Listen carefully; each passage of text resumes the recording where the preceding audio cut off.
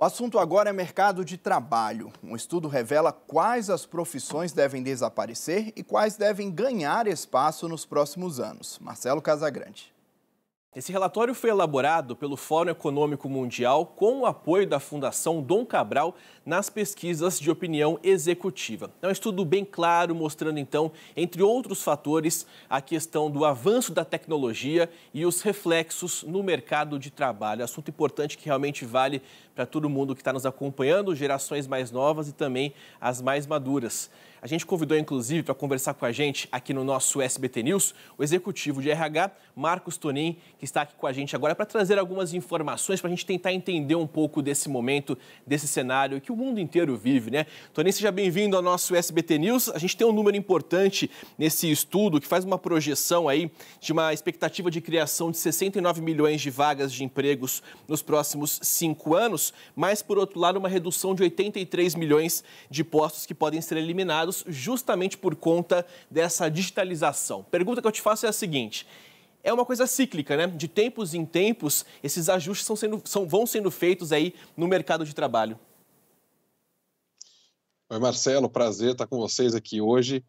E com certeza, isso que você fala faz muito sentido. Você sabe que desde que nós tivemos, né, o que a gente chama de revolução industrial e a forma com que os empregos e o trabalho vêm se transformando através aí das décadas, a gente vê transformações significativas. Claro que nos últimos anos a transformação digital, principalmente o Fórum Econômico Mundial, se a gente pega os relatórios dos últimos 5 anos, Marcelo, é importante a gente dizer isso, que ele já vinha apontando toda essa transformação e com a pandemia isso só acelerou esse processo, então, que a gente tem visto hoje, que é essa transformação digital quase que por completa, né? Nós vemos desde o pequeno negócio ao grande se digitalizando, trazendo informação, tecnologia, colaboradores trabalhando com robôs, né? Então, a gente vê que tanto a formação desses novos profissionais começam sim a mudar, porque as exigências são outras, e alguns dos profissionais acabam sendo substituídos sim pela tecnologia. Vamos revelar então, Tonin, quais são essas funções, quais são essas profissões que serão impactadas de forma mais intensa aí nos próximos anos, de acordo com esse estudo. A gente coloca na tela agora de quem está nos acompanhando, seja pela TV ou então pela internet. Olha só, profissões que devem desaparecer: caixas de banco, atendentes dos correios, caixas e cobradores, escriturários de entradas de dados, secretários administrativos e executivos. Na próxima tela a gente tem o restante dessa lista. Olha só: assistentes de registro de produtos em estoque, escriturários de contabilidade, legisladores e oficiais judiciários, atendentes estatísticos, financeiros e de seguros, vendedores de porta em porta, ambulantes e trabalhadores relacionados. Como a gente pode perceber nessas informações que a pesquisa revela para a gente, justamente o quê? Um perfil bastante plural de funções que podem ser impactadas. Você citou a questão, Tonin, envolvendo a pandemia que acelerou processos, né? Se a gente pegar, por exemplo, caixas de banco, a gente tem observado aí um trabalho muito intenso das instituições financeiras investindo em aplicativos, atendimentos digitalizados, fazendo com que a pessoa evite até mesmo ir, por exemplo, até uma agência bancária. Então, a gente pegando esse cenário, é uma construção ao longo do tempo. Pergunta que eu faço é a seguinte: como absorver todas essas pessoas no mercado de trabalho? Agora, o grande desafio, Marcelo, que a gente já começa a enfrentar e enfrentaremos não só agora, como na próxima década, é justamente o desafio da transformação pessoal. O que a gente já entende, Marcelo, já na última década, quando a gente fala sobre carreira, que a carreira ela passa a ser do indivíduo, do profissional e não mais da companhia, como a gente via, né, lá na década de 70, 80, onde muitos profissionais entravam dentro de uma companhia e faziam carreira dentro dessa empresa justamente pelas portas que a própria companhia abria. O que a gente fala hoje é sobre o protagonismo, né? Então, aquele colaborador hoje que ainda continua aguardando a empresa, por exemplo, ela vai investir na minha carreira, vai pagar minha bolsa de estudos, vai pagar um curso de profissionalização, uma língua, né, diferente, um idioma. O que a gente vê é que esses profissionais que continuam ainda atuando de uma forma é mais passiva na carreira, aguardando, né, esses investimentos por parte da empresa, vão acabar realmente ficando para trás. Claro que as empresas têm um papel muito importante nesse momento, que também é dar condições para que esses profissionais possam ser absorvidos no mercado e até aproveitados dentro da companhia. Quando a gente fala, por exemplo, das indústrias, né, que é a grande locomotiva do nosso país, e como elas estão passando por esse processo da indústria 4.0, como a gente vê, muitos desses colaboradores que acabam tendo a profissão extinta, eles acabam sendo aproveitados dentro da própria companhia, por exemplo, para fazer a programação daquele robô, porque um profissional que trabalhava, né, num estoque, por exemplo, num CD, num centro de distribuição, e as tarefas que ele executava eram substituídas ou foram, né, substituídas por máquinas, por robôs, essa empresa ainda precisa da inteligência de um profissional que sabe como aquele trabalho precisa e deve ser feito para que possa programar a máquina, para que possa reprogramar robôs, trazer então um conhecimento maior para essa operação que começa a ser digital.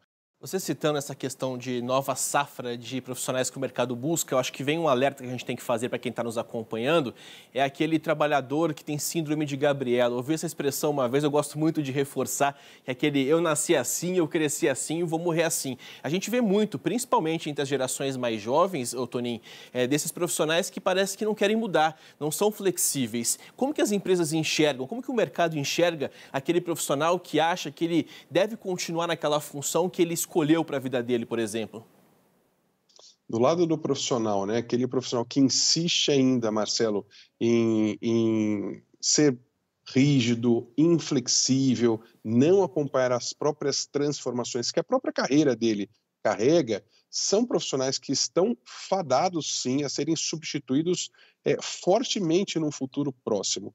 Então, a gente tem, sim, uma preocupação, quando a gente fala de carreiras, RH, uma preocupação muito grande do que a gente vai fazer com tanta gente, né, que tende a ficar aí sem trabalho e sem emprego, não porque a gente não vai ter oportunidades, Marcelo, mas porque esses profissionais vão acabar, porque como eles vão perder um pouco o tempo de entrar, por exemplo, num programa de capacitação profissional, num programa onde ele pode, então, fazer uma ressignificação da própria carreira, porque às vezes o trabalho muda o nome, mas a essência acaba ficando um pouco a mesma.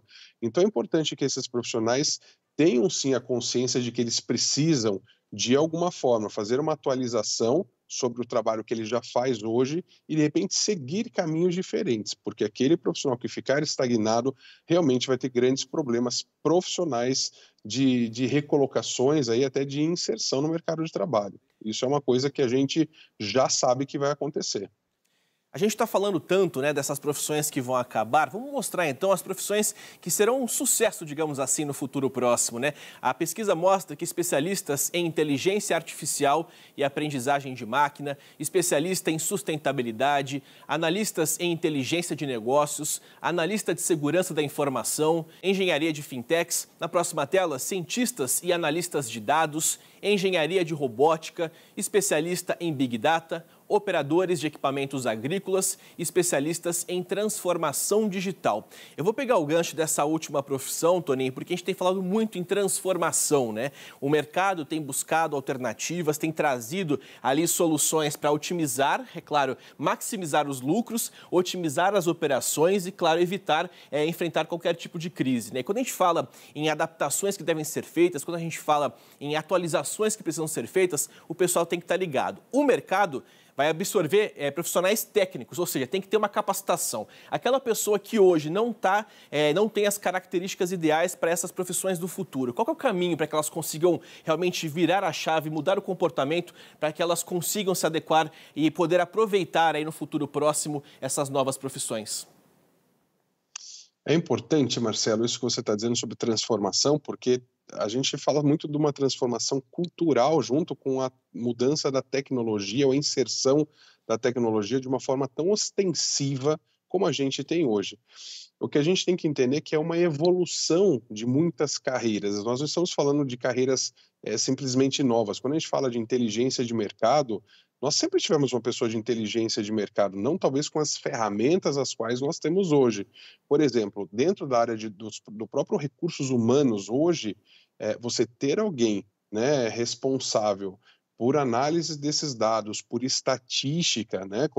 Quando nós falaríamos que uma pessoa que precisaria ter informações em estatística, digital, analítica, dentro de uma área de recursos humanos, para prever, de repente, comportamentos de colaboradores que tendem a sair da empresa nos próximos 6 meses, nos próximos 1 ano, por exemplo.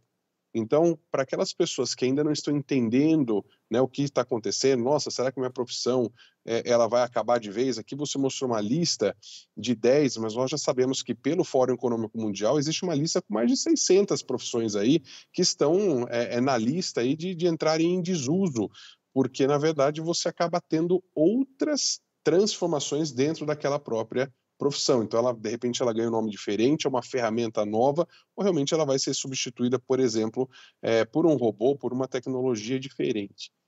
Só para a gente encerrar o nosso bate-papo, Toninho, a gente tem visto muitas big techs anunciando aí uma onda de demissões, grandes empresas como a Amazon. A gente teve também, inclusive, agora a divulgação mais recente, de forma até bastante irônica, o próprio LinkedIn anunciando que vai fechar postos de trabalho, né? A pergunta que fica como que as pessoas conseguem ali ter esse voto de confiança, digamos assim, do mercado, de que elas vão se dedicar, vão realmente estudar, vão se aperfeiçoar e o mercado não vai dar um não para ela, o mercado não vai realmente colocar ela à margem de todo o momento, até porque a gente está vendo uma geração mais jovem que parece que já nasce ali um pouco mais conectada. E aquelas pessoas que têm 40 anos ou mais, como que elas vão ser aproveitadas no mercado daqui para frente?